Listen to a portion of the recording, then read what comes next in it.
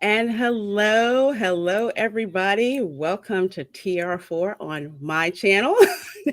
I am Lorena Creole on Twitter, and we are so glad that you're here. We're here with our other TR4 co-hosts, author Stephen Walton and Jane Theory. And hopefully other guys will drop in a little bit later. So how are you guys doing? Waiting for those lazy ass brothers of mine to show up to the show. They're always late, aren't they? Aren't they? You know what? You have to make fun of them like Danny does Christy, with Christy being late to Queen's Council. He's like, Christy's on BP time, isn't she? Isn't she, right?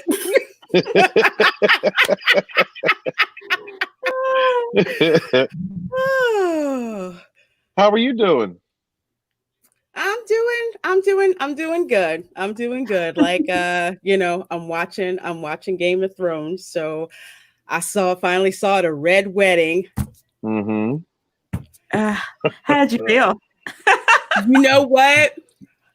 From just the camera angles and stuff that was getting set up, the doors closing, and then they start playing this music. Yes. And Catalin's like, I'm like, oh, it's about to go down now. It's about to go down. Yep. And it was awesome. Oh my God.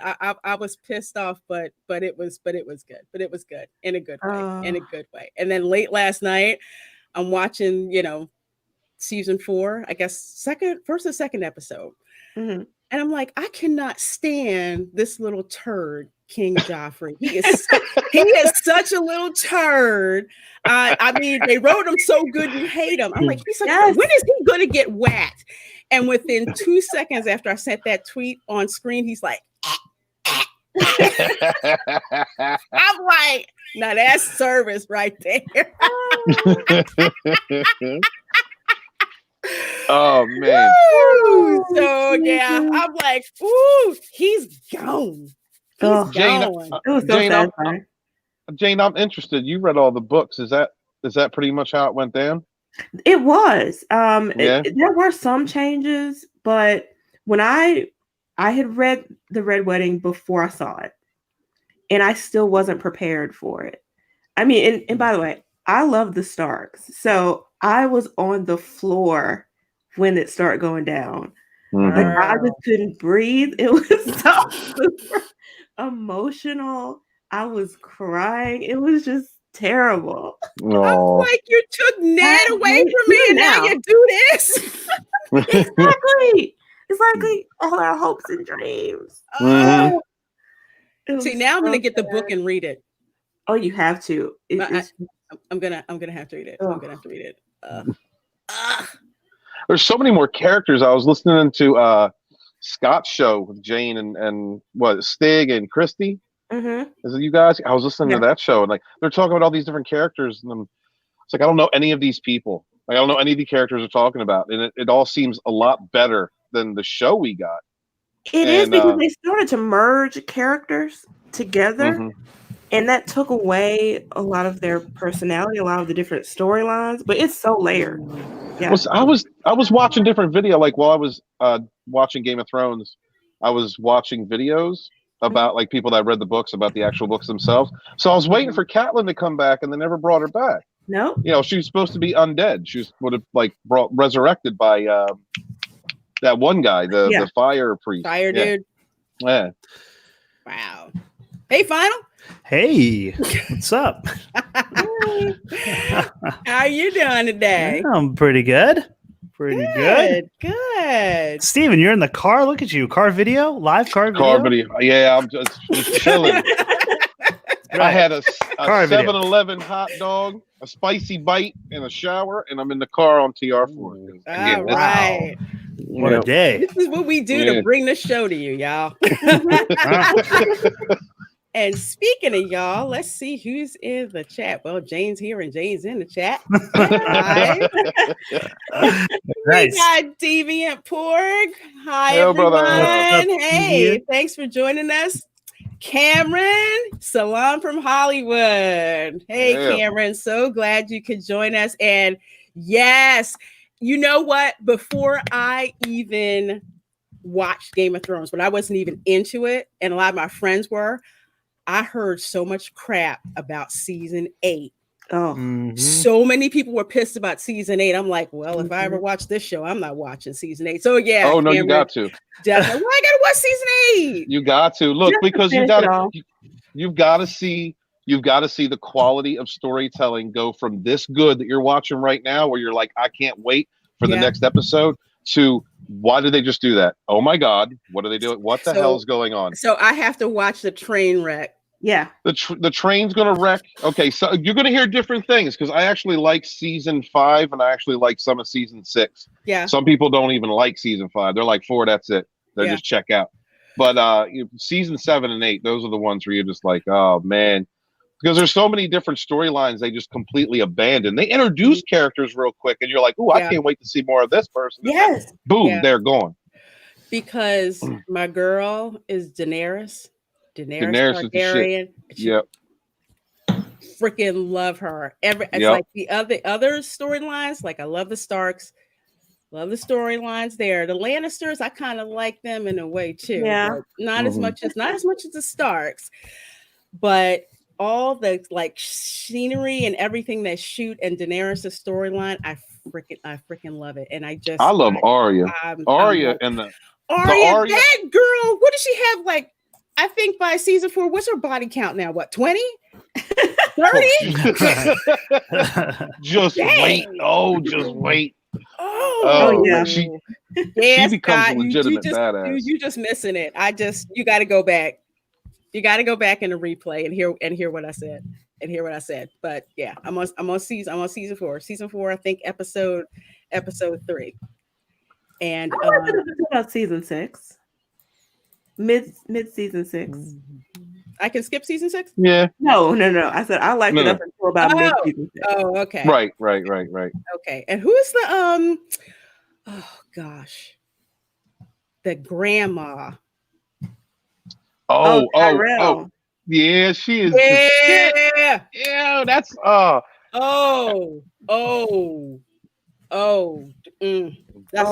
Rihanna. That's all I'm gonna say. I'm like, that's a girl. Look, and yeah, man. That is my girl. Hold on one second. Latest news: Ruby Rose is quitting Batwoman. What?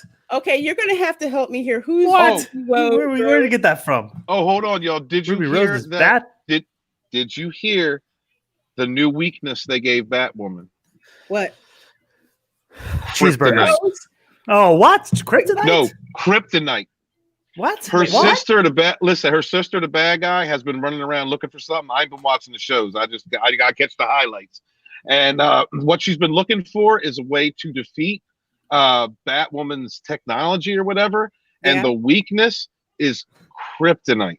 You've got to be freaking kidding me. So they're saying that Batgirl got her technology from Krypton, or she stole Batman's, and Batman got some of his technology from Superman from Krypton, and it's Kryptonian technology. Is that what they're saying? I just think them to stop right now.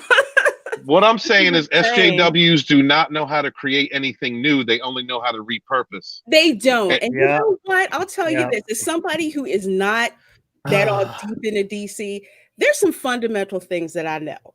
That Superman is Clark Kent.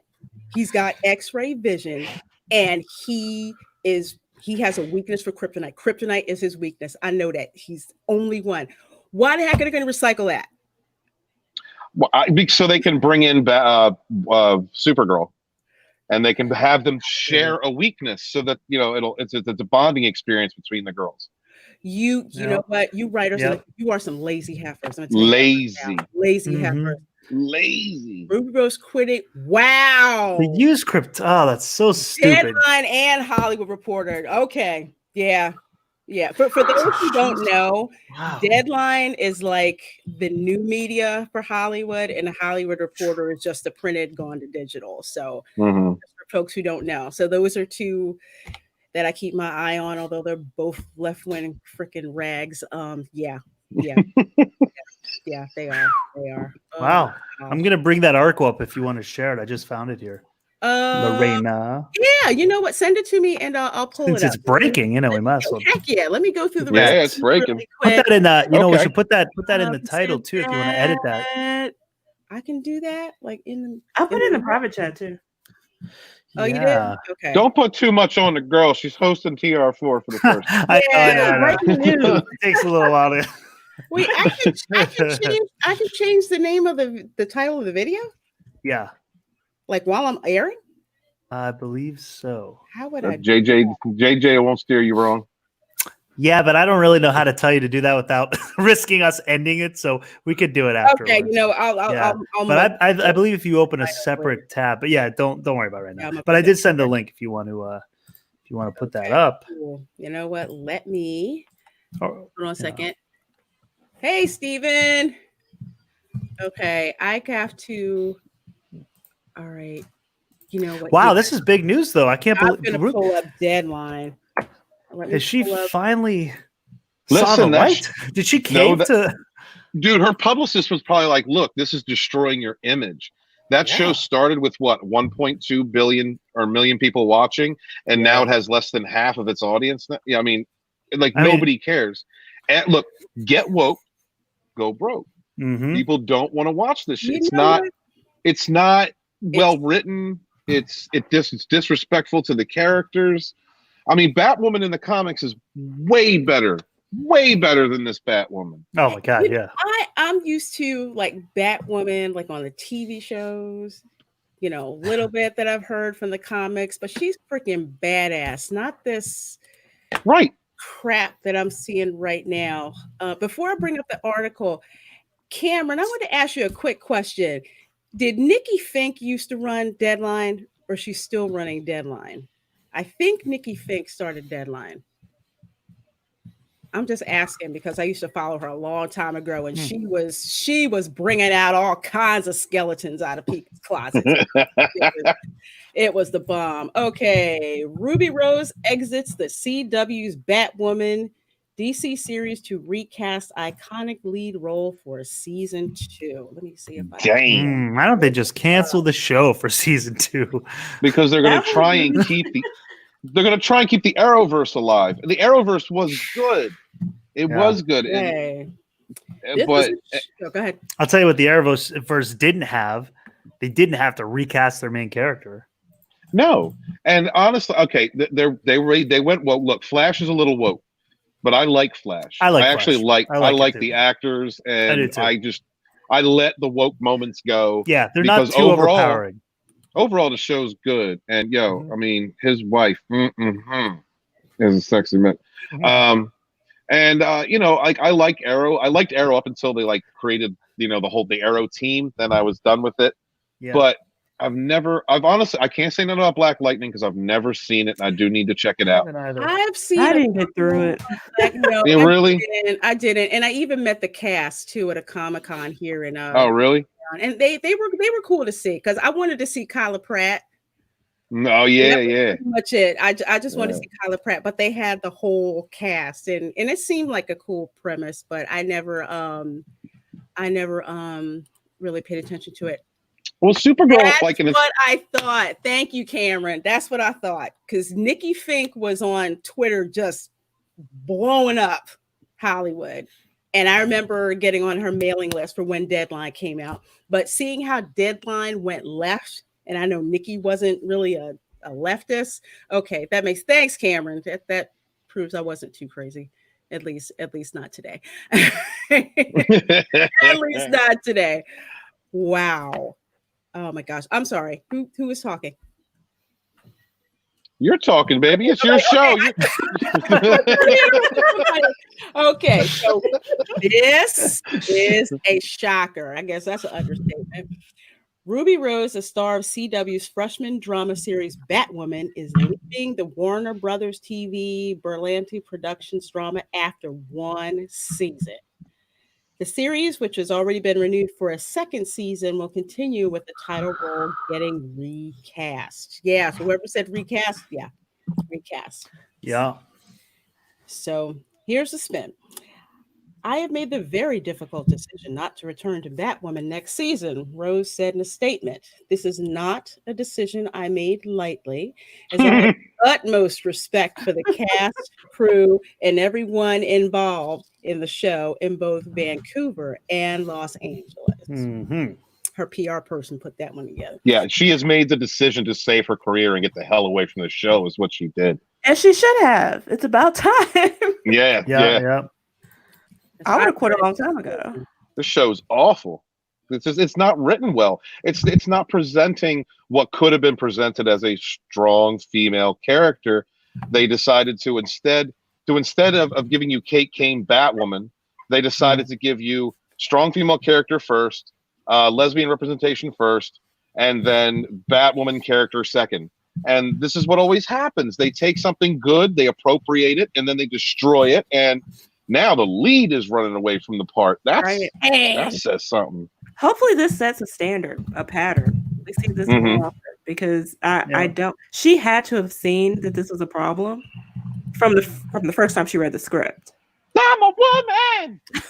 I mean, from the trailers, for how she saw the trailers being produced, I think was pretty evident. I mean, there were more downvotes than thumbs up on the trailer. When YouTube put out the trailers, they were getting laughed at. Did they have to turn the comments section off? I think. Yep. Because it was so poorly received. I hope this is she got tired of the hate. Yeah. I get it. Yeah. But is there anybody really on okay, I don't mean not our side, but people who have our disposition? Is there anybody really watching this anymore or really hating on it? At first we were, because we were upset with the abuse of the property itself, but we lost interest. Look, John Talks, hail John Talks. He was the last person reviewing that show, and he had to tap out. Couldn't keep with it. He had to tap out. It's bad when we stop complaining about it. Yeah. Right. It's not even worth watching it to complain about. There's not enough alcohol you can drink to get you through it. When Mecha Random 42 stops talking about Brie Larson, we will never see Brie Larson again. She was done. Somebody go look for her, right? This is so funny. Sorry. So it's interesting. As soon as we start talking about this, hey, Script Doctor. What's up, What's man? up, Script Doctor? Save her career, Stephen. If anything, it exposed how terrible Ruby Rose is a performer. You know what? Very true. Dr. Cameron said the same thing. But I wonder, sometimes with the actors, I do wonder if it's them or if it's the direction that they're getting. Do we put it all on her? It could be the direction, because because the actors, they're the ones just getting the script and reading the lines off the script, and their job is to actually try to act. But the people putting the scripts together, writing the scripts, the directors, people re-scrambling the scripts, showrunners that can be lazy. The actors have the least amount of control whatsoever in these. Right. Unless you're a big star to be able to make changes. But if you're not, especially a new show like this, you just show up, read your lines, cash that check. Actually, you know what? I'd like Script Doctor, if you're still watching, could you is our assessment of that situation correct? As far as actors and creative control? I'd like to hear what he has to say. But this show was bad. I tried to watch it. I wanted to watch it. I love Batman. I love everything Batman. And I wanted to like it because I know who Kate Kane is. I know the story. I have no problem with the story. Never had. So, but as soon as that trailer came out, she's a woman. I was like, oh Lord. Oh no! No, here it goes. We know it's Batwoman. We know it's in the title, dog. It's in the Right. title. You know In she's the a woman. actual name. But just in case you forgot, she's a woman. No, man.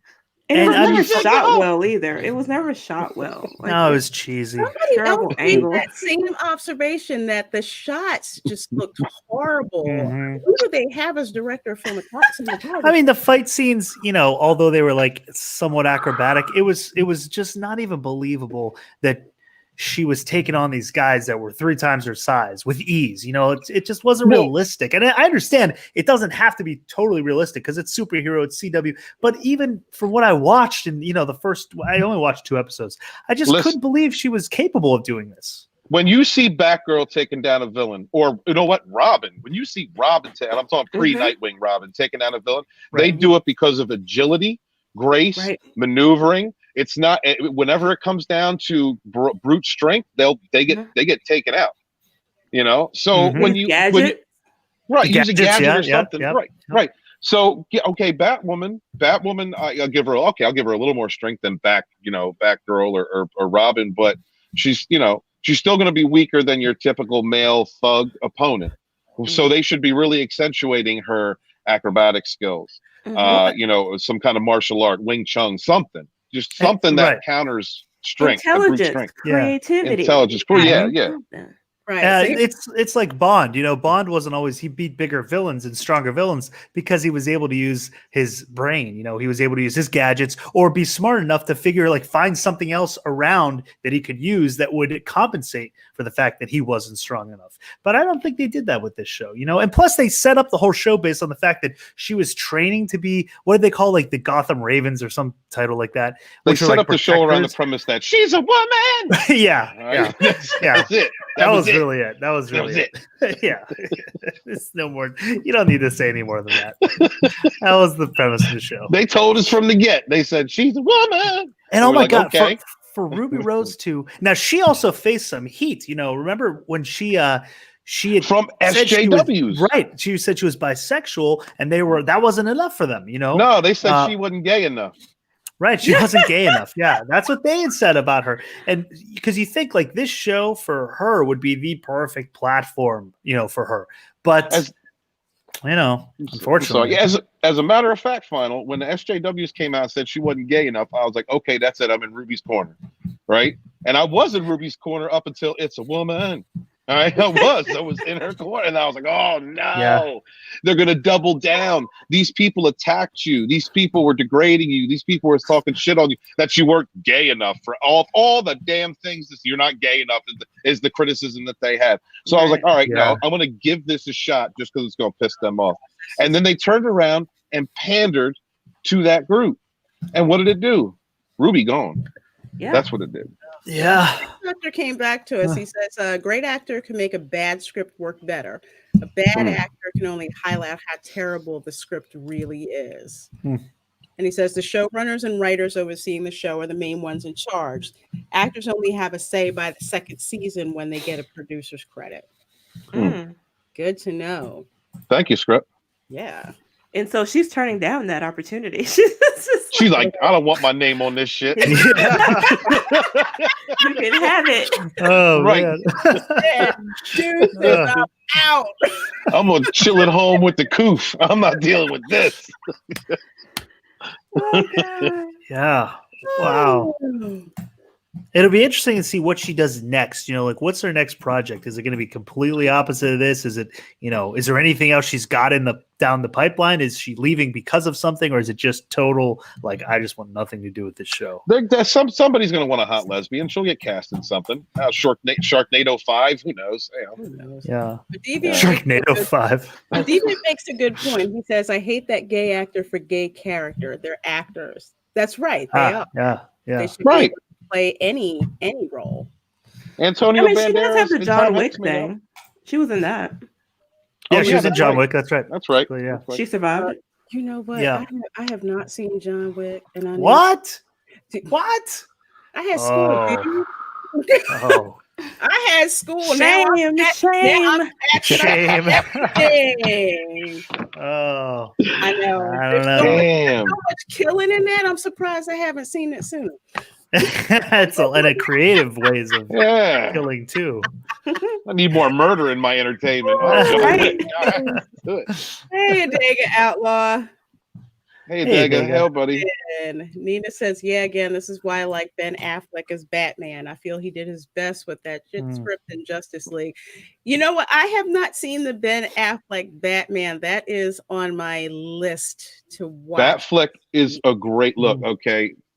The scene where they have Batman, the what's it called? What is it? The where he's rescuing Superman's mom. He jumps in through the warehouse scene. Dude, the warehouse scene. That warehouse scene was a great scene. The best Batman fight scene ever. I don't care out of any of the Batmans. Mm-hmm. It was fantastic. Mm-hmm. Really well done. I liked him as Batman. I thought he was a good Batman and Bruce Wayne. I really thought because he was a fan.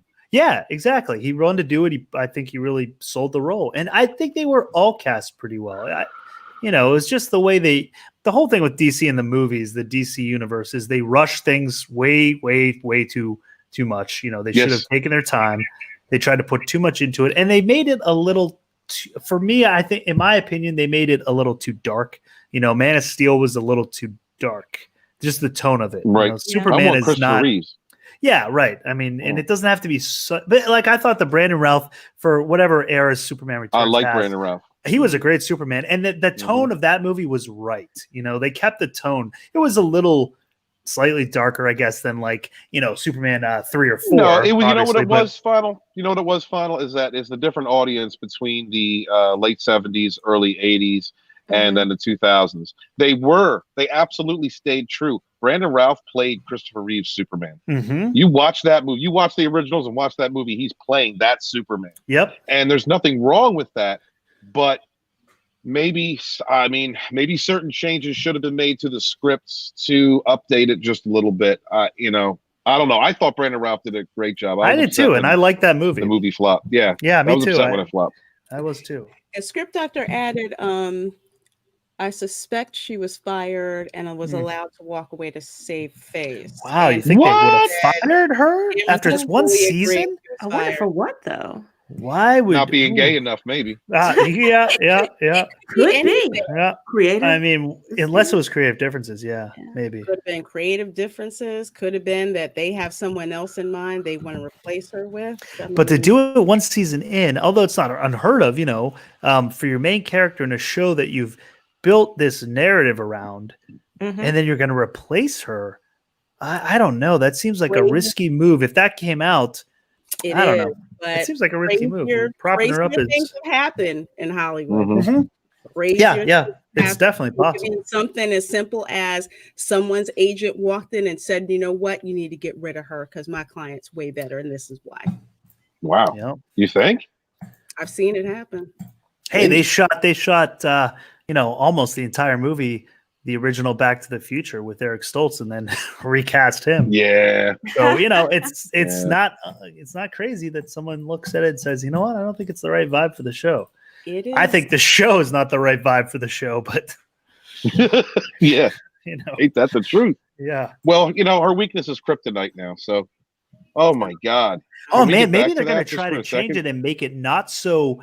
SJW. Maybe they've realized that's not working, and they figure that she's not the right person. Have you seen Supergirl? They don't care, bro. But they're all in. That's true. Supergirl. And also, the thing is, if she was if they played up her being gay and she's not, it seems like she would be open to it being less SJW and just flesh out the character. And true. Right. Well, no, she is. Yeah, she is gay. Well. She is gay. Well. Yeah. Script doctor says, I do think she was fired because for the CW, it is unheard of for an actor to walk away from a role so early in the series and walk away from producer credit. And Cameron says, I've been hearing for a while that the producers hated her acting and they kept having to film around Ruby's bad takes. Damn. Oh. Yeah. Wow. Well, that yeah.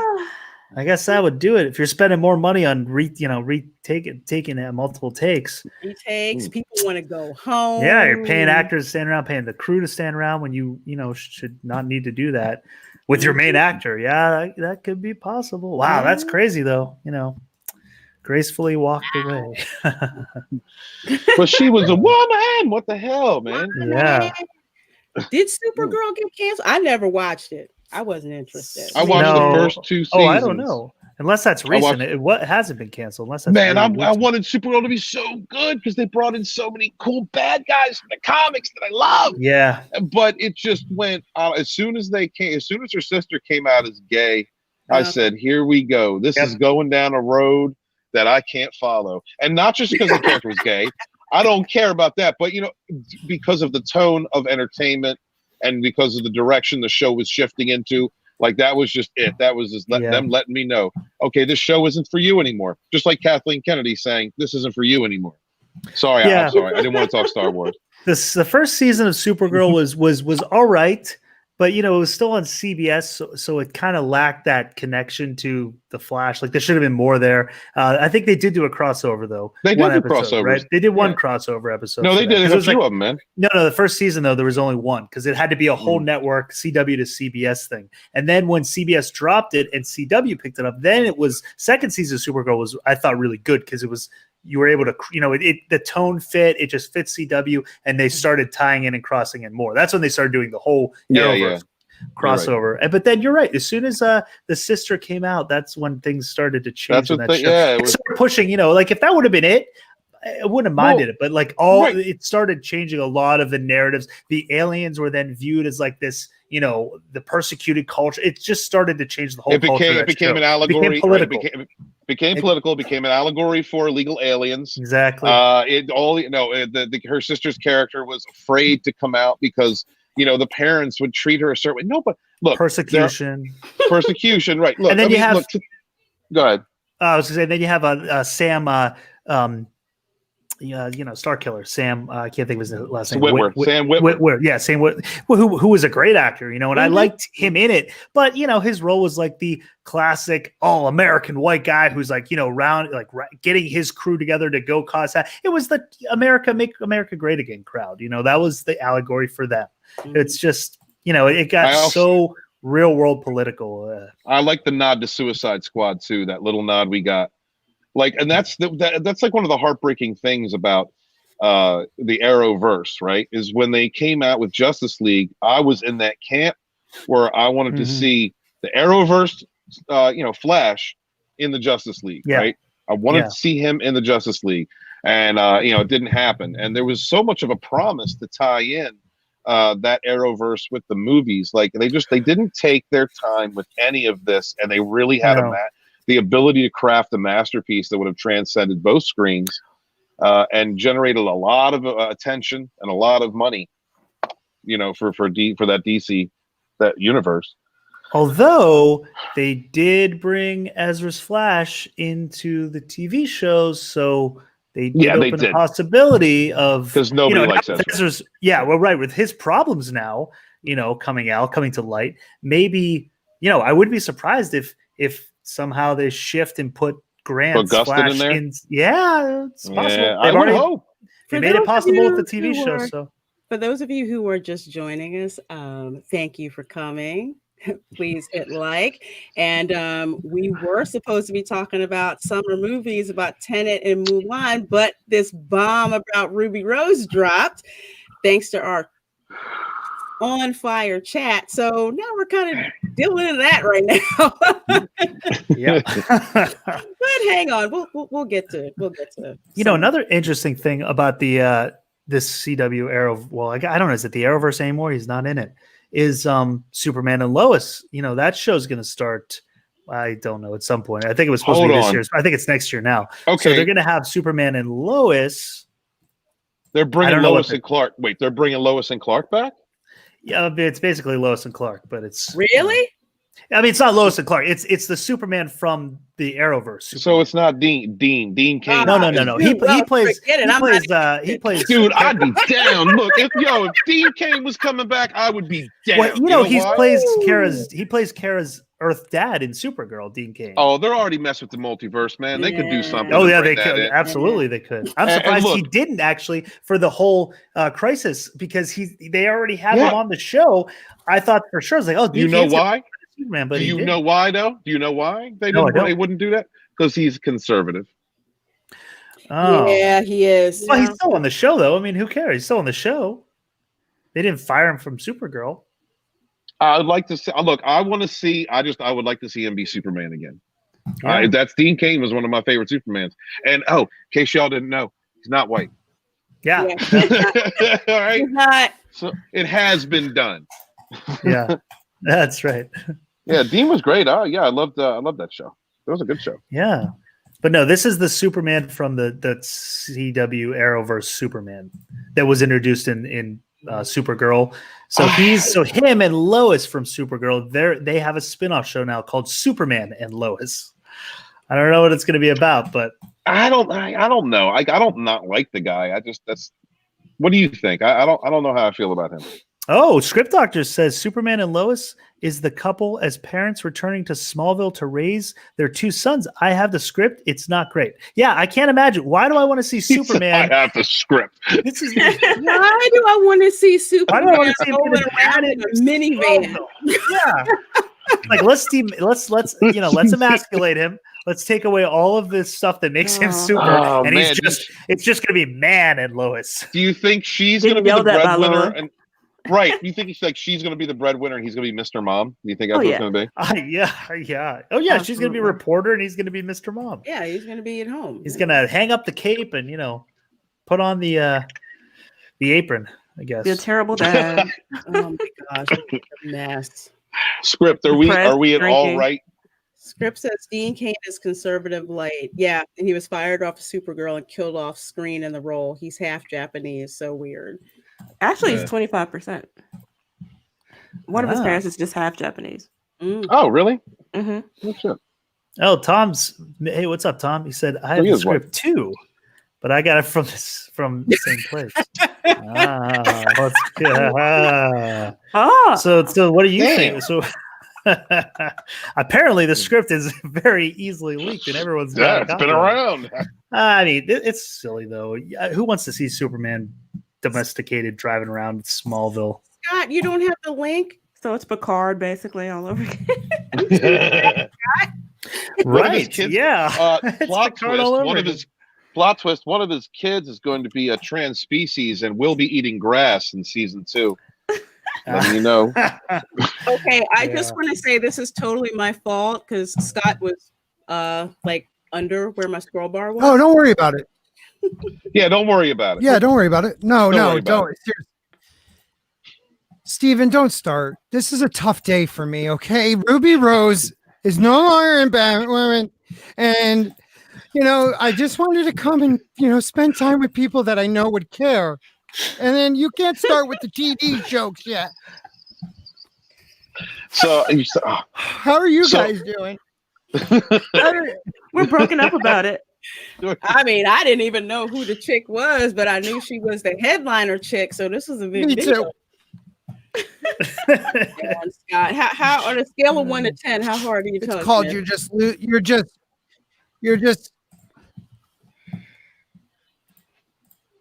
I'm broken up. Right. Ruby Rose was growing on me.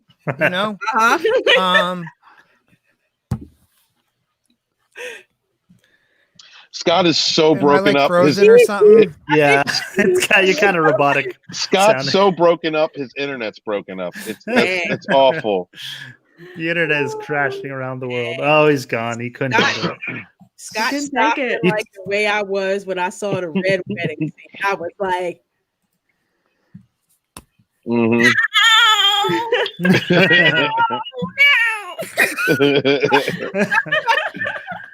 Is there anything else in this article of interest? Well, let's see. Neither Rose nor the Batwoman producers would speak to the reasons for the actress' exit so early in the series' life. Those sources indicated it is not related to the stunt injury she sustained during the filming of season 1, which left her facing paralysis and needing emergency surgery.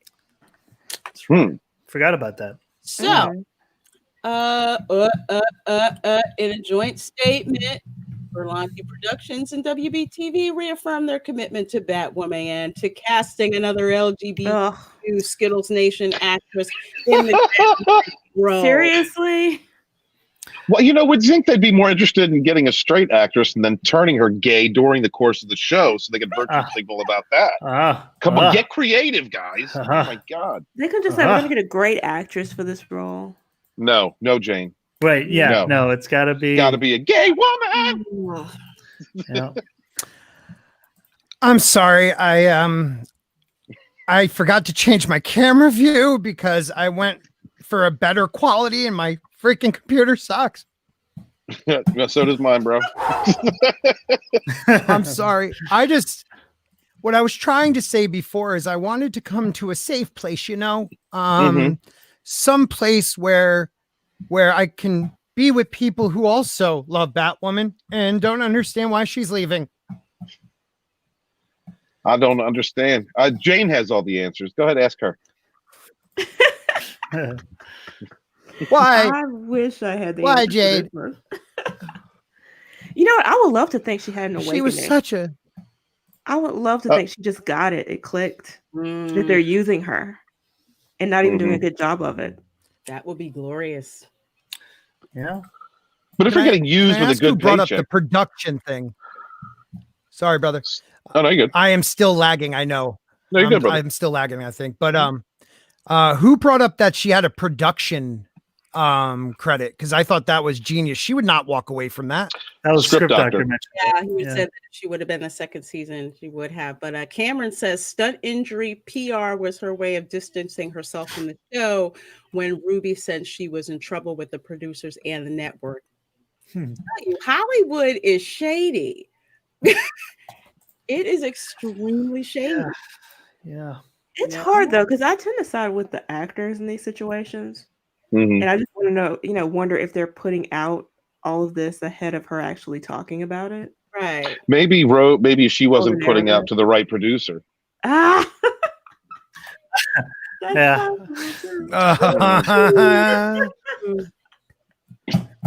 What? Was Leslie Headland involved? She has fat fingers. She's looking to let the right white bitch know. So I mean, who knows? She learned from the best. Examined. I'm sorry, Lorena said I don't want to talk Star Wars tonight, and I keep referencing people in Lucasfilm. I'm sorry. I'm gonna shut up. I'm gonna shut up. I can't help it. I'm the fandom medicine historian. This is what I bitch about. You know what though? Hey, check it out. So Tom, I don't know. Steve, know if you caught. What's TR4? Who wants to explain? TR4. It's a misnumbered title. Is what it is, Tom. I'll tell you exactly what it is. It's someone who's not count right. It's the true number. It's the true number. You know what it was, Tom? It was an idea that Steven and I had to bring two intelligent women and us goofballs together, and somehow Mr. Jones crawled in and was like, "Hey guys, I'm the sweetest guy in the world. Please let me do this. Crash the party. Hey, Yinzers." Hey. So it's really no, it's the Rogue 4 Plus final. Yeah. Okay. Yeah, that's it. Not cleared up for you. It's all fucked up. You're like Beyonce though now. You're like Beyonce. You're final. You know? Yeah, I have my own name. Like the crew. Final. You don't have to say Final Death Star. You just say Final. Final in the Rogue 4. Final in the Rogue 4. Yes. It's like Diana Ross in the Supreme. I'm gonna have to change the intro. Right.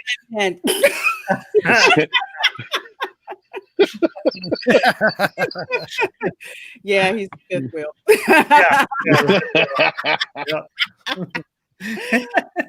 Oh my gosh. TR4 in the fifth wheel. That used to be a show, the Fifth Wheel. It was an MTV dating show, right? I remember that. Yeah. Let's see. Script Doctor says the other part is that they didn't get to film their finale episode, so they had to recut it to be a cliffhanger to be picked up next season. Oh, really? Oh, because of the what was that? Because of the shutdown? Because of the coof. It's because of the coof. Yeah, probably. Interesting. I would have thought that they would have. I guess, yeah, because they break their season up, so they all go on hiatus. Huh. So they're gonna pick up their cliffhanger with a new actress. That's not gonna flow too well. Well, they're gonna say the kryptonite affected her and changed her looks, and so that's how they're gonna do it. Right, the kryptonite's fault. It was rainbow kryptonite. Well, what we need now is the transgender woman from The Orange Is the New Black to be Batwoman. That's the only deeper we can go. Yeah. Let it happen. I don't care, because she's a good actress. As long as they can act. Yeah, I'm down with it. I love Orange Is the New Black. That show. Me too. Well, the first 2 seasons it had me hooked, and I dropped out. But the acting, amazing. Look, Crazy Eyes, man. I thought she was crazy. She played a crazy person so good. And what's her name from Tank Girl? I can't think of her name. When she came in, she was the other crazy person. Nobody saw Tank Girl? Oh, I'm sorry. I was raised by lesbians. Yeah, I was raised by lesbians. I've seen Tank Girl 1,000 fucking times. I remember that. Christy, I can't find your comment about Justin. Was it McDonald's related? Because I can't see it. What is this whole McDonald's thing with Justin? Justin proper? Yes. Yeah. It was a meme. It was a meme where they had it was a meme, and they had Ronald McDonald, but they had Justin's face on it. Look, Geeks and Gamers I just got a notification. Geeks and Gamers is talking about Batwoman, Ruby Rose. I got that too. We just made a video on it. Okay, yeah, we beat them to it though. We beat them to it because we were live. Right. TR4 broke the story. Gotcha, Jeremy. We broke the story. One of you guys needs to tweet that out. Right. Lorena Creole's channel broke the story. Yes. Yes, indeed. About Orange Is the New Black, but the elderly Asian lady who was on the show, I saw her in a live production of South Pacific. She was freaking awesome. Really? I loved her on the show, but she was in the play, and it seemed like people didn't know who she was, and I'm like, she's an Orange Is the New Black. I'm sitting there, I'm like stoked. I'm like, wow, this is actually worth me coming out here to. I don't like musicals, so unless someone dies, then I like the musical. But other than that, nah, I don't want to.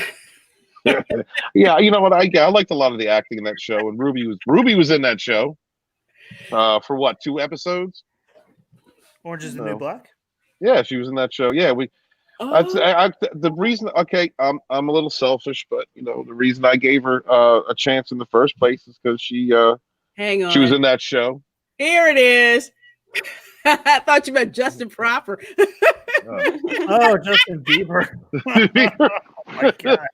Okay, like embarrassing story. That B. Christy Baskins, man. You know what? Justin Bieber is one of my distant cousins, but we don't claim him. Oh, really? Shit. Yeah, through Quebec. Really? Yeah, through Quebec. Yeah, I'm just like I triple and quadruple checked. Yeah. I'm not a fan of Justin Bieber, but I remember he did one commercial with Ozzy Osbourne for the Super Bowl. What, like 7 years ago? Did y'all see that? But he made fun of him. He made fun of himself in that video, and I thought it was funny. Oh, if you got humor, you're able to make fun of yourself. Right. If you can make yeah, I'll give you some credit there, because that shows. Right. He was he had like a long ass beard. He was like, "Who the hell's that kid talking about himself?" It was good. Yeah. Oh, yeah. That show had shades of going woke around season 3. Oh yeah. I guess it just totally went left afterward, which is a shame because it was the whole cast is what made that show awesome. Yeah. It really did. It really Yeah. did. Sporkin's back again. Yeah, dude, you just gotta get the chat because Scotty, my screen's full. Scotty, you gotta hang in there because my phone's overheating. If I drop out of nowhere, guys, that's what happened. No, you know what's happening? I think I'm caught back up. I hate this freaking laptop. It was downloading like 90 things because I shut it down and restarted it. So Why? I just had to cut it out. So I think I'm catching up now. I hate life. So I just wanted to join you guys because I just heard Ruby Rose. Ruby Rose is no longer Batwoman. And what? I see Midnight's Edge is at that, and he's Batman. Tom Connors is Batman? I'm freezing up again. I hate this goddamn thing. You said Tom is Batman? Yes. Yeah, I thought he said Tom Connors is Batman. Yeah. I want to see Rob as Robin though. If Tom Connors is Batman, I want to see Rob Slomo as well, that was to see, and Andre would be Alfred. Oh Lord! I hear the voices in my head. I love Bat Tom. That was fit. I love Bat Tom. He's the best. Bat Tom is the best. We got anything else with Batwoman? Anything else you want to mourn over with Batwoman? Oh man, we spent 45 minutes talking not. shit on Ruby Rose and Batwoman. That's a success. One more thing. Uh-oh. Okay, so let's see. Send Tom the link. He wants to come on. Oh, okay, cool. Give me 1 I got it. second. Oh, you got it? Okay, cool. Thank you. So the last I got it. I want Bat Tom. Here's what I wanted to put out. So this one, the studio and the network are firmly committed to Batwoman's second season and long-term future. And we, along with the show's talented creative team, look forward to sharing its new direction, including casting of a new lead actress and member of the LGBTQ community in the coming months. Nothing to see here. Nothing to see here. Move along. Why can't they just Why can't they just say gay? Why can't they just say gay woman? We're going to recast with the gay. Because using the Skittles Nation moniker is much. Well, maybe it's not going to be a gay woman though. Maybe they're going to go all out. Maybe it'll be a transgendered or non-binary. I want trans species, yo. You want trans species? I want somebody that identifies as a motherfucking bat and sleeps upside down. I'll tell you who they should get. They should get Deer Girl or Deer Guy. They should get, she eats grass, not smoke it. She eats grass. Right. And no, she eats weed. Did y'all see the last video? Someone got a new clip of her for 420. I don't know if it was this year or last year, but she had a nug. I kid you not. She had a nug and she was like, I don't know how to use this. I don't know. Oh my God. Is that how you do it? Wow. No way. Done. While laughing hysterically. That girl's been eating mushrooms. She's been eating acid. She's been eating mescaline. She's had it all. She's been eating lead paint. You know what? Yeah, I believe it. I totally believe that. No, man. Look, I don't even want to go into all that. Look, all I'm going to say about that is Twitch is a really fucked up company that has no morals whatsoever to take someone who obviously needs some kind of psychiatric help and put them in a position of power where they're going to show narcissistic tendencies. A person that's already shown a form of narcissism. And now she's already talking about banning people and getting rid of people's channels. People should be afraid of her. Look,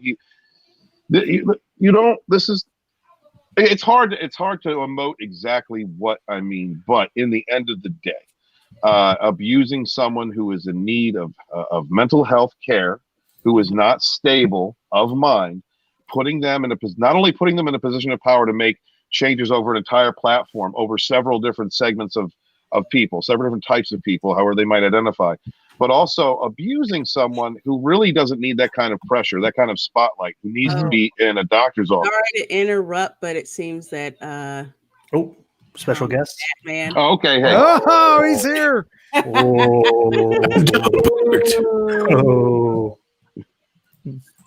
The Batmobile's huge. Is it? It takes up 2 spots, seriously. And Alfred never puts quarters in the utility belt. I keep telling him, motherfucker, it costs money to park in Gotham City. Tom, can we get a skit with you and Rob and Andre? You and you and Rob. You guys are Batman and Robin, and Andre is. I take it you haven't seen the skits we've done already. No, I haven't. I'm sorry. I can't see everything on the internet at once. No, oh God, they're fantastic. Is it? Oh shit! I gotta see it. He has them. He I'm has gonna go them.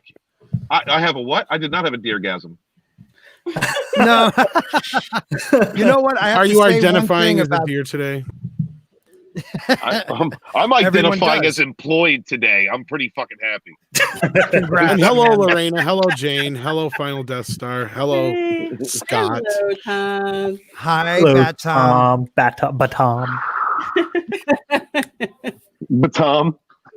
Hello, Batom. This is totally not what I'd planned, but you know what? That's how it goes. I'll right? leave if you want. I was. Oh no! That's no. TR4. No, we need Now Bat it's on the show. Now we're 6 wheels. now Yes. it's TR6. You just evened me out. TR 6 wheels is like a tank, yo.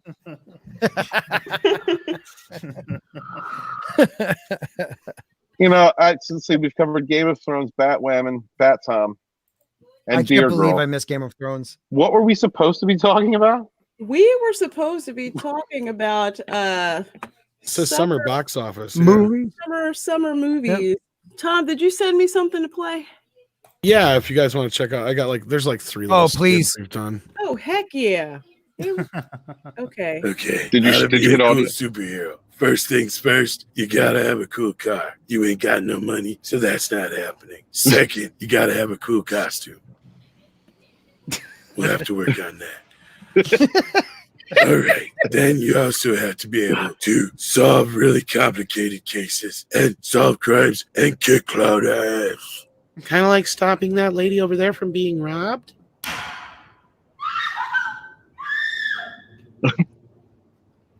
Are you fucking serious? That just got a gun. Okay, let the real cops handle that. We only go after people like the Joker and Penguin and Poison Ivy and occasionally Catwoman, depending on what kind of mood she is that time of the month. Okay, we don't deal with that kind of stuff. You're scared of guns, aren't you? Fucking terrified. Nope, Batman don't do guns. Oh, that's my favorite one. That's my favorite one. God, that's funny. That's great, man. Oh, I don't think I've seen this one. Hey, you. Oh shit, man! Why couldn't it have been the cops? Okay, man. Where were the other drugs going? What? Where were the other drugs going? What? Don't play dumb with me. I'm not playing dumb, man. I am dumb. I don't know what drugs you're talking about. Bullshit. Are you really dumb? What? Huh? Dumb? Yeah, like Devin dumb. Like the miracle worker. It was the other girl, Helen Keller. Huh? The miracle worker was the other one. Helen Keller was played by Laura Ingalls, man. Who? You know, the chick from Little House on the Prairie. Oh, yeah. I really love that show. Wait, what are we talking about? Drugs. Where were they going, dummy? Wait, is that like a slur? Dumb means you can't talk, like mute. Not, never mind. Okay, smartass. Where were they going? Who? The drugs. Where are they? I don't know what drugs you're looking for, man. I swear. I'm on a bond, seriously.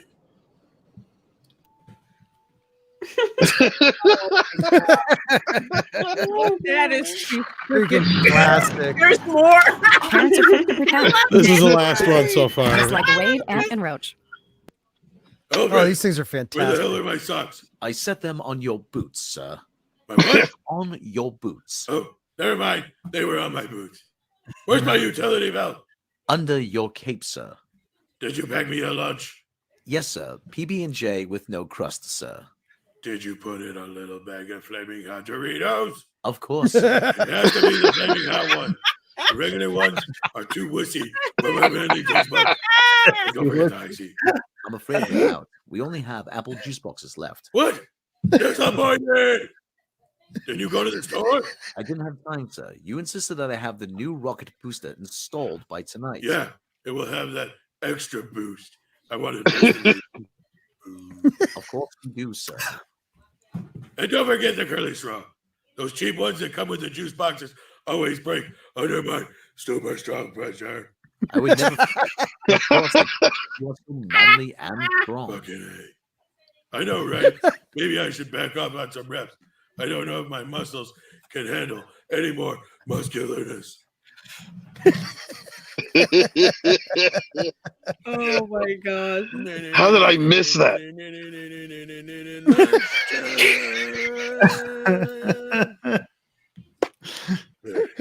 Oh my gosh, no way.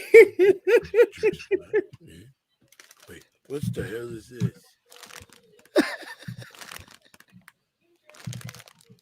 Son of a bitch. Screw it. Not gonna fight crime. Whole night's ruined. Not tonight, Jim. Script doctor actually helped me write that last one, by the way. Oh, good. That's freaking hilarious. Oh my god, that was great. Yeah, I want Bat Tom to meet the leprechaun guy. Oh, that'd be amazing. That'd be fun. Tell Mary that, and she'll add that as a skit one of these days. 'Cause if I don't, yeah, man. I have a Batman veto when it comes to shenanigans. Don't tell anybody. Mm-hmm. Yep. I love that. That's If awesome. I don't like whatever skit she sends me, I just say I don't like it, and I just send her a Batman skit. That's it. Oh, that's fantastic. I'll have to tell her because I think I'm on Saturday. So you're there, right? Yeah, I think so. If she hasn't figured one out already, then yeah. I think she has one from last week, but I don't know if I really like the one from last week, so I'll tell her we got a Batman one with the leprechaun guy. All right, that'd be awesome. She'll do it. You got $5? You got $5, Batman? You got $5? I don't even have money to park, man. Come on, and all those pockets in your belt, you don't have $5? Come on, No, man. I got batarangs. I got a dog, evidently. That dog. What the hell is this? Oh yeah, we're saving it. We're doing it. Oh, God. I think that was something I put in my pocket when I was like 4. Oh my gosh. All right, sorry, I'll shut up now. No, it's fantastic. I gotta let the dog out quick anyway. All right, go let the dog out. Before we start this one, could I just say one thing to what Steven brought up? I've been thinking about, I know that we made a joke of her, but I've been thinking about that deer girl. I really don't know. I think she's on the spectrum. I think it's more of not mental health, but like disability. She seems like someone who's more like my wife works with people that are on the spectrum all the time. And I have friends who are on the spectrum that used to be considered Asperger's or no longer Asperger's because they changed in the new protocol. But she has that the way she looks and the way she doesn't make eye contact with the other woman, like kind of like looks down into her right. And like, just like the way she holds her arms, even though she's trying to be a deer, she just has like the mannerisms. So I'm wondering if it's even that bad that they're taking advantage of someone who is not how do you say it? Like not mentally capable, because these people are capable, but has maybe some disability that they're taking advantage of. Mm-hmm. And that could be possible. I mean, I have some younger family members who are on the spectrum. Some don't have a problem with eye contact. Some do. Right, exactly. And they're very, I won't say easy to take advantage of, but because most of them have, I shouldn't say most, but have like an emotional and social disability. So it's like you Mhm. don't really notice anything different until there's a social interaction, and then you start to notice some things are off. That's usually a telltale sign of someone who's on the spectrum. I mean, I can't diagnose anybody, but you Exactly. make a good point. You really do with that.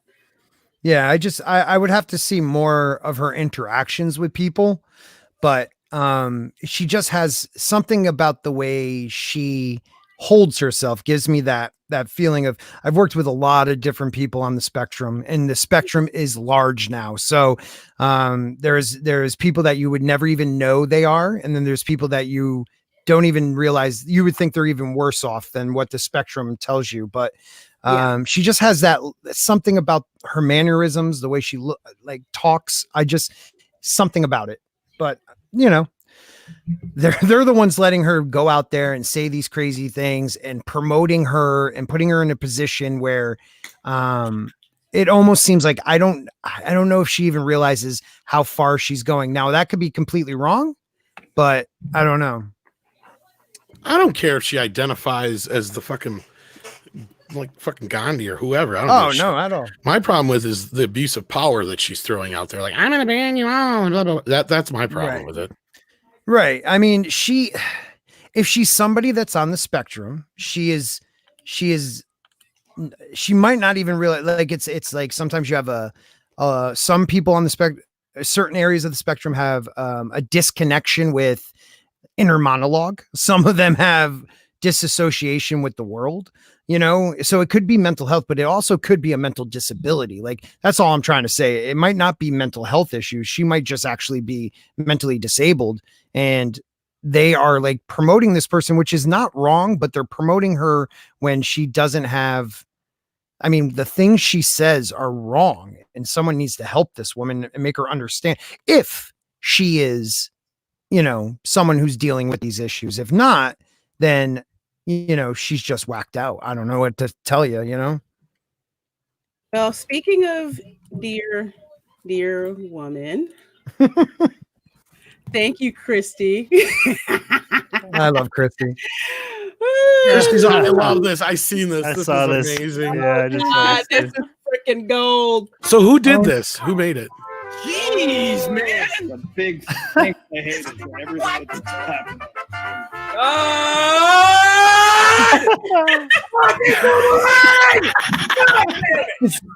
Is that Ryan?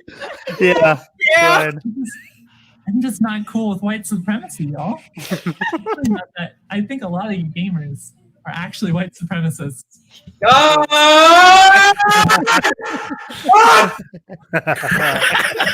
Who put that together, by the way? I don't know. I would say what an ass would have, you know. Yeah, that's what it looks like. Some of his work. Yeah, it looks like ABC.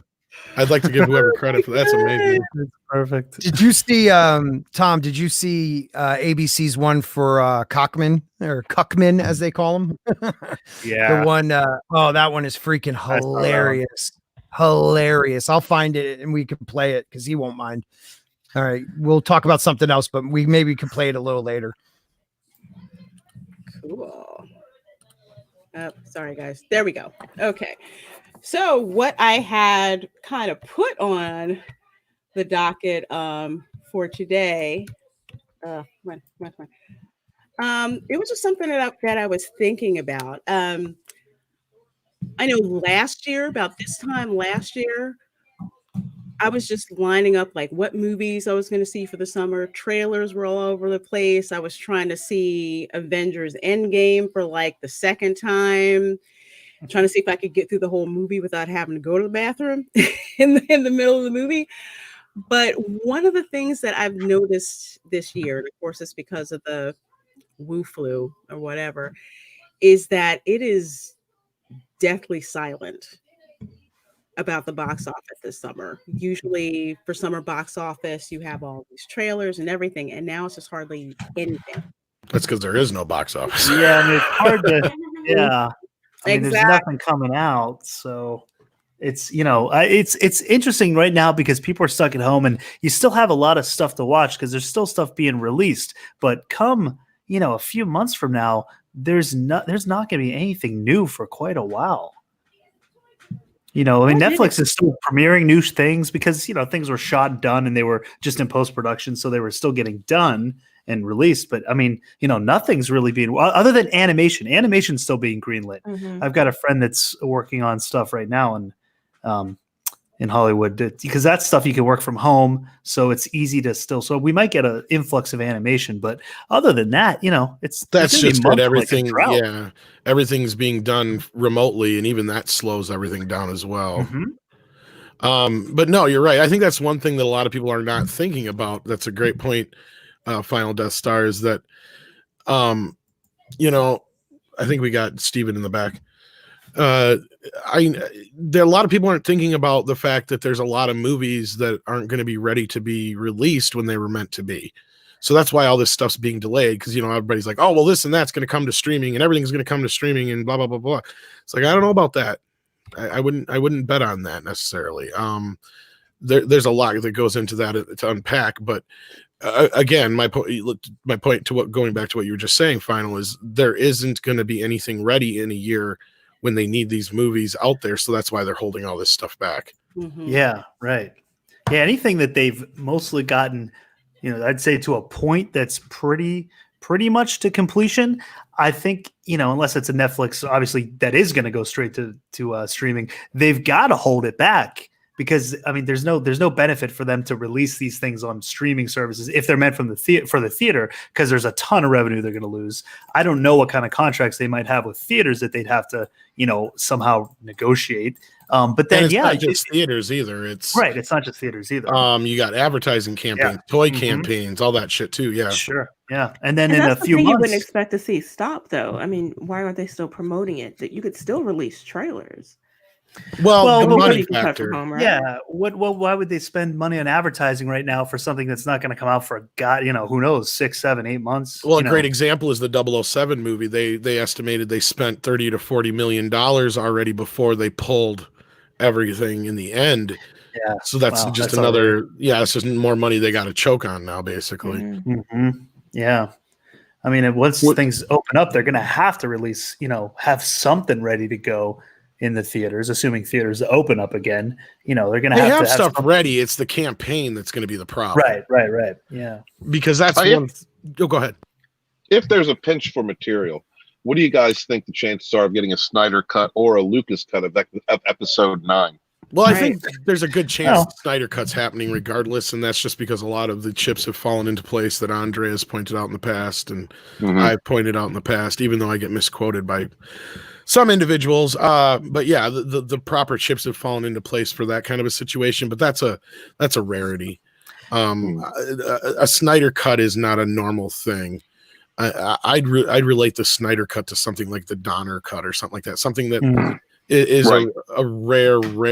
I mean, there's people equating it with like the Sonic thing. And I'm like, no, that's not the same thing. There's a big difference there. Because Sonic wasn't out yet. It's not like they went back and fixed Sonic. It wasn't like there was another director involved with Sonic and the other director got to, this is a completely different situation. Yeah. Well, and a Donner, I mean, it was Richard Donner that wanted to do it. It wasn't, fans. I mean, I'm sure there are fans that would have. Oh, yeah. That was obviously the internet wasn't around either back then. No, the internet helped. The Donner Cut has been something that's been called for years. Like they had people writing letters for years. But it didn't have like the same push as obviously we have YouTube now that makes it, and Twitter, which trends it. So there's. Well, I think that's why we got the Donner Cut was because of the internet. What was that around? When did the Donner Cut come out though? I don't. Twitter recently, like last. Well, it's been almost 7 years, but 10 years almost. But I mean, the internet caused a lot of that. It was we didn't really have hashtags then, but right. Between the forums, the emails, the campaigns, that's true. Forums were and somebody within Warner's, obviously, who was also a fan, pushed for it, and that helped as well. And the thing with this Donner Cut, the thing that Andre pointed out is the only way that this thing was ever going to happen was if there was a change of leadership in Warner Brothers, which has happened. The campaign helped, and the movie must be more done than anybody ever said before, or it can be finished in a way that's cheap enough. Now, again, I keep reiterating to people, I'm not so sure it's going to be the movie they think they're going to get. There's some people who, for some reason, are under this idea that Zack Snyder only 15% of the movie is his footage. That can't be. Mm-hmm. That it just can't be that way, because for That's impossible for the Directors Guild to even allow that, because I remember them debating that when the movie came out, if Joss Whedon was going to get a co-directing credit or what, and he didn't, because Zack Snyder directed enough of the film to get the credit for it. And that goes back to the whole Richard Donner cut. That's why they went back and refilmed scenes that were already done. That was the reason why that helped, was the Superman the Returns. one thing I'm yeah. thinking, Tom, is just the cohesiveness of what Snyder was doing. Because when you have the Snyder, you know what part is Snyder, because you have him talking to the mother boxes. And then in the next scene, the mother boxes there's no soul attached to it, because in the Snyder version, the mother boxes were recreating his mom or releasing a soul of his mother or something like that. And then when you go into Whedon's version, he just erased that whole thing. So there's no connection between Steppenwolf and the mother boxes, but every once in a while he's talking to them like there's something more to them. Oh yeah. Yet we never get that with Whedon. So I'm just hoping they make that more cohesive, that you understand what the mother boxes were meant to be in Snyder's version. I just hope it's much more than just a fancy recut or a special edition. And it's just, I hope it's the actual different version of the film, and it's hopefully what the fans want. That's the other misconception, is that a lot of people think that, there's a lot of anti people out there. It's like, I didn't like the films, but what do I give a shit if they put out, a Snyder cut? If they put out a Snyder cut and it's better than the Whedon version, I'm good. I'll be happy. Oh man, Well, that's one fact. I wasn't really But it doesn't live up to expectations. It's something that we can talk about. That's one factor too, is that a lot of people never took into consideration is, you may not like Joss Whedon as whatever, but that doesn't mean it doesn't make Joss Whedon look bad if they release the Snyder cut, and like you guys said, it's better. That's the problem we have here, and that's why there'll probably never will be another version of Rise of Skywalker, like you guys were just mentioning, or anything like that. I don't know if there really is a Lucas cut. We do know there was multiple cuts. There was a rumor of that extended cut that was like the cut that was just before the version we got in theaters. But again, that's kind of where my understanding, I kept hearing from Warner Brothers, like, they're just ignoring the Snyder cut bullshit. And there was talks of an extended cut of Justice League, just throwing back in some footage and recolor timing it and stuff like that. But I had not heard anything about some major reconstruction. And even though some of these people are talking about it, they're still bringing up the fact that some shooting does need to be completed and stuff yet. But if they go through with it, and they think it's worth it for them to do it for HBO Max, more power to them. If it does actually happen, if this thing is really real, I'll tell you that between the hashtag and sales are the only reason this is going to happen, because BBS sold okay on Blu-ray. Well, that's it, Tom. Yeah. That's it though. It's a perfect storm for something like this happening. Think about it. You got HBO Max launching at a time when everyone is pretty much home. So they can, if this is something they can talk about a week or two before the launch, people will get it. I mean, I've been hearing show after show talk about, I'll definitely get it for at least a month to see what it's all about. And a lot of people will forget to cancel. I just think the Snyder cut gives us, I wasn't a fan of the movie, but I wanted to understand that the first time I saw it, I was trying to figure out what the hell was up with these mother boxes, because Steppenwolf kept saying, like, he would talk to it sometimes, and then the next minute it was really just 3 boxes of destruction that will transform the earth. There was something deeper that Snyder was trying to do with those mother boxes that Whedon cut out. That's what I think. Right. And I think that's the only difference. Deviant Pork points out in the chat what I've been saying all this time, and kind of Andre's been saying, and what Film Gob and a few of those others have been misquoting about some of us, and that is this. The Snyder cut doesn't really exist in the sense that it was a compromise from the start. It was supposed to be 2 movies, got cut down to 1. Joss Whedon was involved early on in the writing process. So again, that was my whole point from the very start, was regardless of what we get out of this, guys, it's still not going to be what you guys hope it was supposed to be.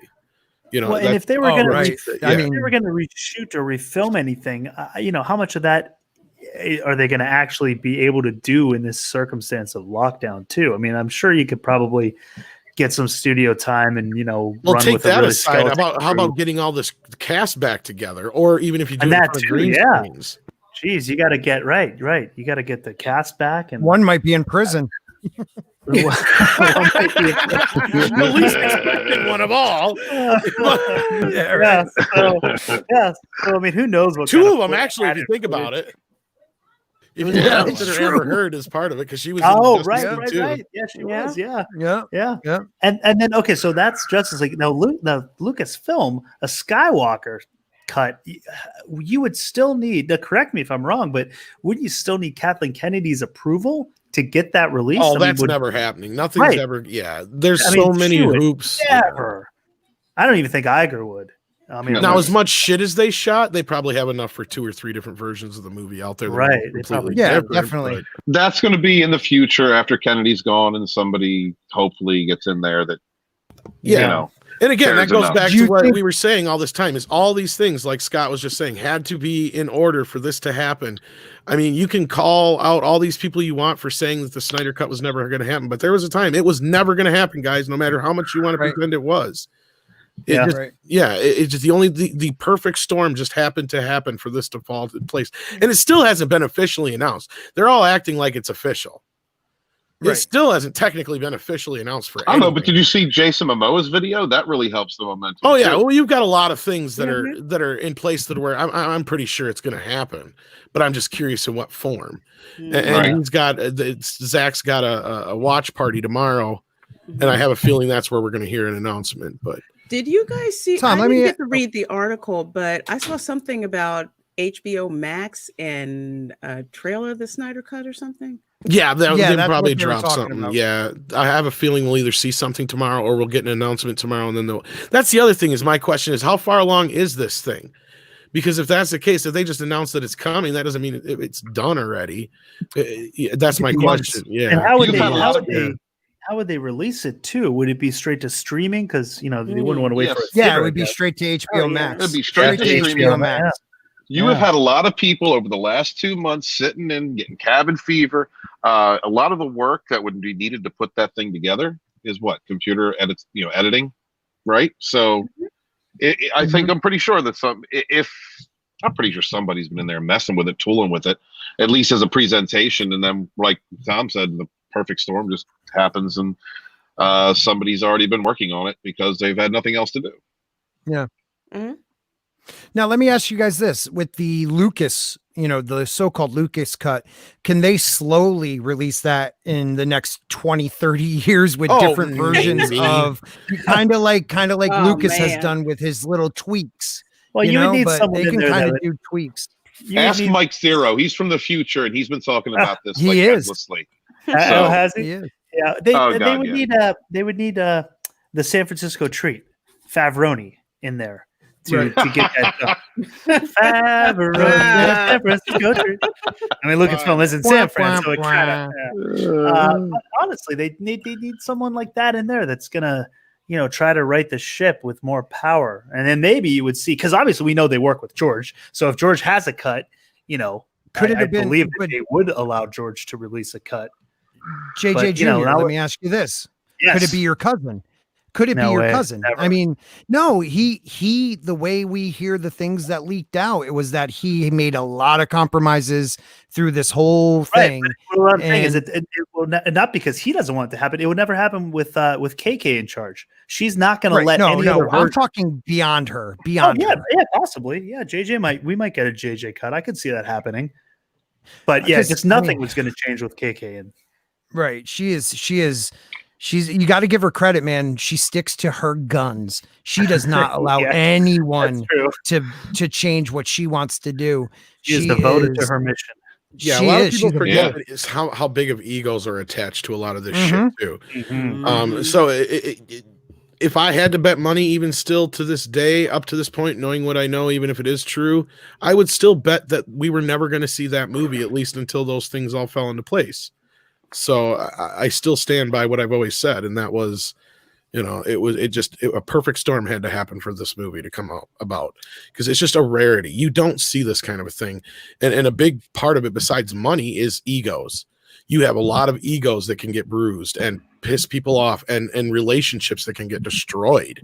I mean, all I can imagine is that Joss Whedon just either doesn't give a shit, or he's whatever with Warner Brothers to where they're cool, because you're looking at a potential to where if they release this, and of course every Snyder fan is going to freak out and say it was the best thing since sliced bread. We all know it. Right. Of course. Right. Of course. So Right. Fatal J is going to be, running around with a flag and no pants on, just screaming how he knew it was happening all the time. And it's the greatest movie of all time.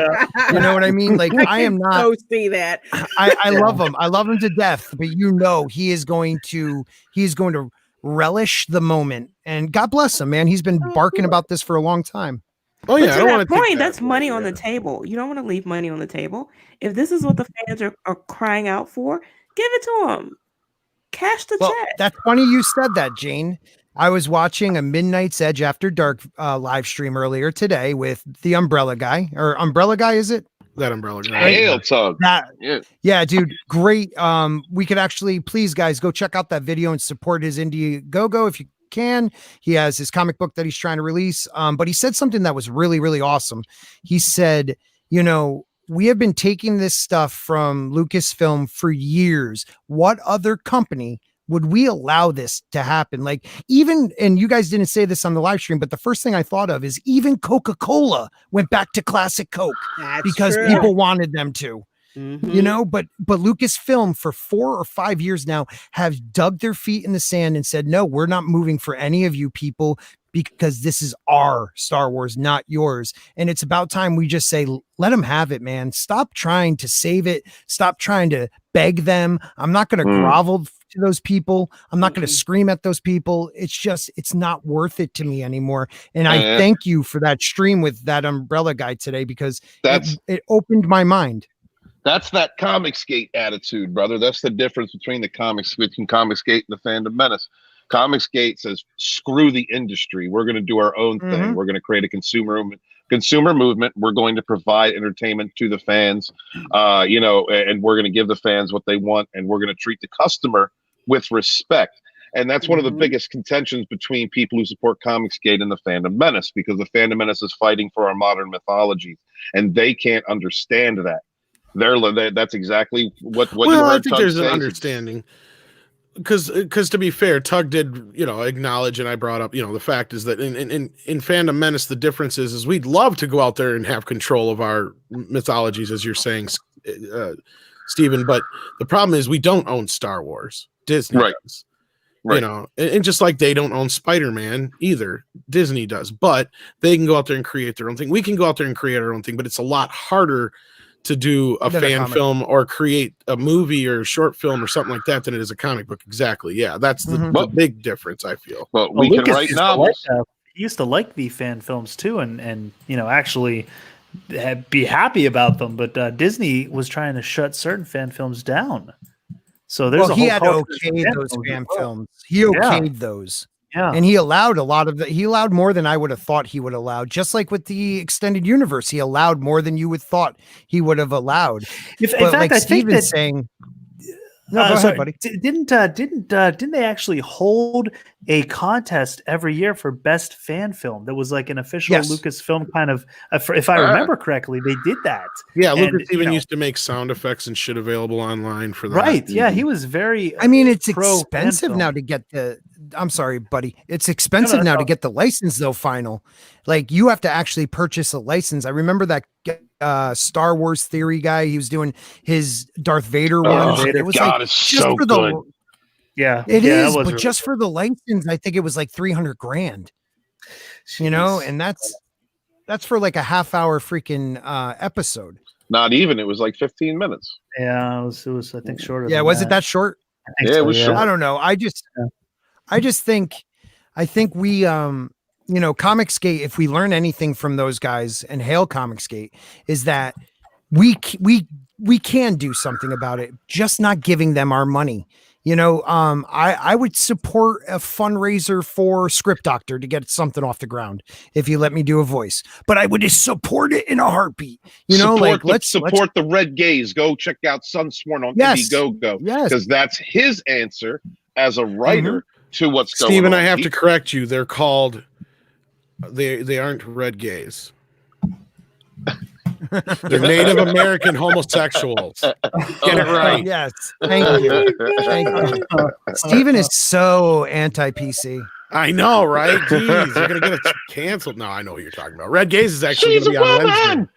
Actually, Lorena. Sorry, Lorena, I couldn't resist that joke at that moment. Lorena, it might be the perfect time to bring up that list of PC things we should be saying. Oh no! Yes, we will have Native American homosexual on our podcast on Wednesday. I mean, that list. Yeah, I'll find that real quick. Have you paid your owner this week? Anyone? Have you paid your owner this week or this month? Yes, your owner. Oh my Do not God. dare say the oppressive landlord. Instead of oppressive landlord, now you have oppressive owner. Yes. How did they come up with that one? You know what? I would tell people the UN is such a freaking hypocritical organization. And every time the UN tries to virtue signal, I'm like, weren't you guys whose idiots peacekeepers brought cholera to Haiti? And your peacekeepers are still under investigation for trading food for sex with underage girls in Africa. Oh shit! Oh, one time. Yes. No, you're absolutely right. And just if you go back in the history of the UN, it's a joke. It's not what it was supposed to be, and it's now. Jason Ward work in the UN. Man, that would be like Disneyland probably for him. It's an underage world after all. Oh God! I just don't understand why they even thought it was smart to do this. Like, first of all, it's not their business. Right. It's not, but that's how the UN is. The UN thinks that everyone should be like them. They don't care as long as they're getting money from like a bunch of nations. They just do what they want. My history teacher in high school, he basically said the UN is a place for third world countries to come here and trash the US and trash Israel, and we still give them our money. Yes. Not only don't we fund most of the military in the UN? We did. Yeah. We did. Yeah. But then somebody, Mr. Orange, said, we're not going to do that anymore. He was like, you need to pay your bill. I love it. I can't do his voice for shit. He should just pull out because it's like the money should just go to nonprofits and other places, not be recycled through a lot of these corrupt third world countries where the with dictators gets the money. Exactly. And it's like the UN is the only job in town, because I have friends who worked in South Sudan and they would tell me horror stories about the UN. Well, that's also, what I'm saying. Lorena, like, who are the people really in control? Because they're screwing over the third world countries. Exactly. And then think about the different arms of the UN. You got who is really an arm of China. I mean, we can go into it if we want, but this is ridiculous. I mean, first of all, if we look at this, a lot of these things changed about 30 years ago. So what's even the point of putting that out there now? Like most people say, yeah, exactly. Right, that's what it is. Signaling. Most people call it the chair now. Most people, I don't say, but police officer, firefighter, they say those things already. It's just one of those things to say, hey, we're checking all our boxes. The UN, whoop, whoop. We're not orange, whoop, whoop. All right, I'm on a phone, so I can't read through all these. So can we go through them one by one and somebody read them? Yeah. If you want me to, I can. It's up to you guys. We have mankind is now humankind. Okay. We've pretty much been saying that. Yes, but most of these are this. Chairman. I just said mankind. It is humankind. Humanity, yeah. Yeah, humankind. It's terrible because still, the word man is in humankind, so it's still sexist. That's what I just said. Oh, that patriarchy. Get it out. Patriarchy. We got chairman. Now it's just the chair. Just chair. Okay, I'm fine with that. Whatever. It's No shorter, longer okay? That's fine. congressman. It's legislator. No, I'm sorry. The forefathers made it a congressman. We Wait. say congresswoman. You know, that is the term. That is an honor they get for that position. Okay, can I add something? Yeah, please. Congress seems to be particular It's to your the show. U.S. So who it is Yes. that they're trying to diss here? Exactly. Oh, Exactly. Wow, that's a very good point too. That's a very good point. Yeah, I don't see them saying like for England, like it's no longer a fag. You got to call it a cigarette. You know, see, And in some languages, they don't have an alternative word for it. Things. flat lord. Business. Yeah, when you say I'm pissing myself, it can. If you say I'm pissing myself, it can mean something in depending on where you're at, much different. Like you say it in the U.S. means you're actually pissing yourself. Yeah, right. You say it over in England, it just means you're laughing. Yeah, and so Right. even in some parts of England or like Scotland, pissing yourself means you're hammered. You know, yeah, that's how I've always heard it. There's that too. Yeah. And then to be pissed means to be drunk. Yeah. And that's the thing. That's Who where the are term these piss people- drunk comes from. Exactly. And who are these people to tell me in a free country what I'm supposed to say? This is the problem. Everyone feels like they have the power and they're that important in my life that they can tell me how I'm supposed to talk. If you know, before we finish this, if you ever have a chance, check out her name is Lindsay Shepherd.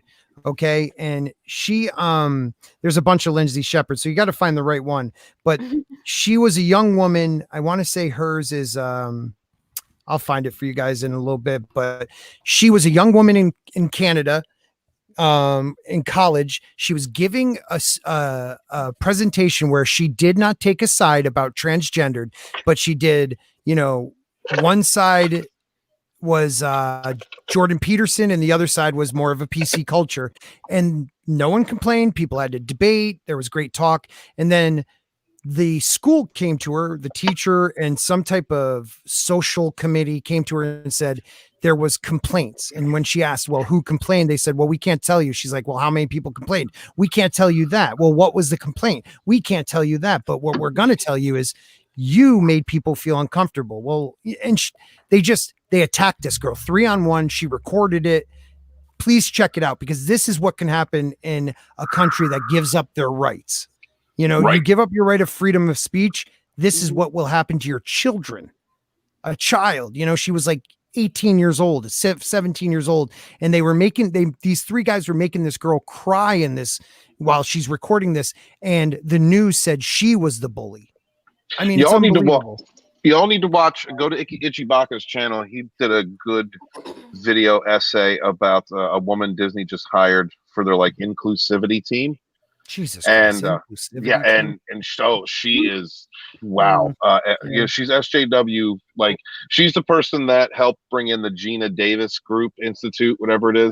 The AI that check the scripts to make sure it's inclusive and all that. Right. But he goes through and he shows you several clips of what she's saying at different times. You know, different speeches or talks that she's having, and then it shows. And then he goes into I can't think of the name of the gentleman. He was from Russia, from the USSR, speaking in the 60s and 70s about engineering your people, feeding them information, making changes, changing words and terminologies in order to, over a period of 20 years, he said, if you can change the speech, you change the thought and the perception, and over 20 years, you can change the overall culture of a people. This was a tactic that was used by the KGB. It's a great video. Wow. Well, guys, it's 8:09 and the Dark Council starts at. Did you say no? It's not. No, I said snap. I said snap. Yeah, I mean we were talking about some good stuff. So the Dark Council starts at 8:15, and they're actually going to be talking about the Snyder Cut. So. Surprise! Yeah, exactly. Can't imagine that. Surprise! Couldn't be more surprised if my head was stapled to the carpet. I couldn't be more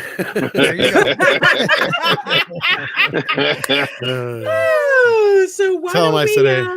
Oh well, tell them. So why don't we just go around and tell our channels and all that. So why don't we start with Jane?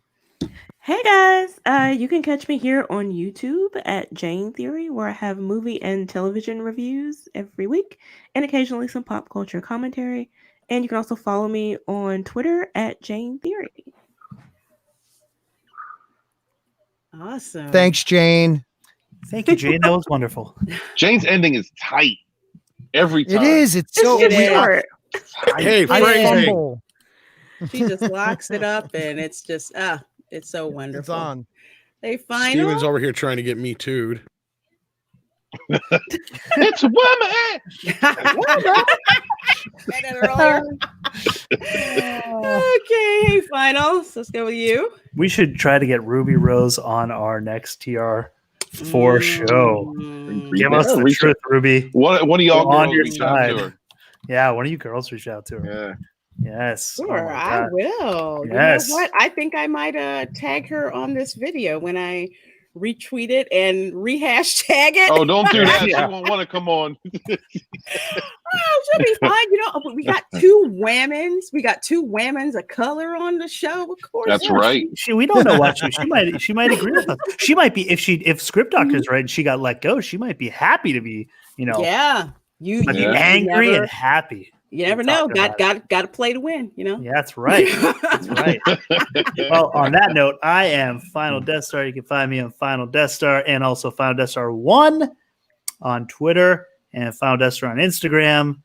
Final Death Star everywhere. I'm the only Final Death Star there is, I think. And otherwise, I'm on here, and I'm on here on Saturday as well. And I think I might be on Fatal J's channel on Sunday, actually. So we might be setting something up there. So keep an eye there for that. And also on Bear Nerd Fun on Saturday nights. Usually go on there as well. And check out my most recent video on The Simpsons and how they seem to predict the future. Mm-hmm. They might have predicted that was a good one. Virus. That was a good one, buddy. Yeah, killer bees. So check that out too. Scott, you want to go next? Tell us where we can find you. Yeah, thank you. Hi, Scott, Sporky News Podcast on the YouTube, on the Instagram, on pretty much everywhere. Tomorrow night we are doing Game of Thrones book with my good friend Jane Theory, and according to Christy Stig, and we'll have a guest from the chat on with us. Starts at 6:30 tomorrow. So check out my Twitter. I have a PayPal account set up to help support the channel, a bit better equipment going. So for now, all proceeds will go to get better equipment. He needs that equipment, guys. He does. You can hear it. Look him up. Am I that far behind? It's just like you get robotic all of a sudden. Yeah. You're talking and then it turns like you kind of go into max headroom category, You couldn't have advertised the need for better equipment in any better way. That's it right there. That's why we need to give Scott some money through PayPal here, dude. Genius marketing. Genius marketing. And next we have the illustrious Bat Tom from Midnight's Edge. Tell them where we can find you, Tom. Well, I'm usually combing the streets of Gotham, picking up chicks. Anybody got 350? I'm serious. I got to pay the toll on the thing here. It's 2 spots. It's expensive. Oh my gosh. It's like not cheap. Yeah. I'm totally not Bruce Wayne either. So there's this rumor going around that I'm Gotham's most eligible and sexiest bachelor, Bruce Wayne, but it's not true. Total fabrication. Yeah. Total fabrication.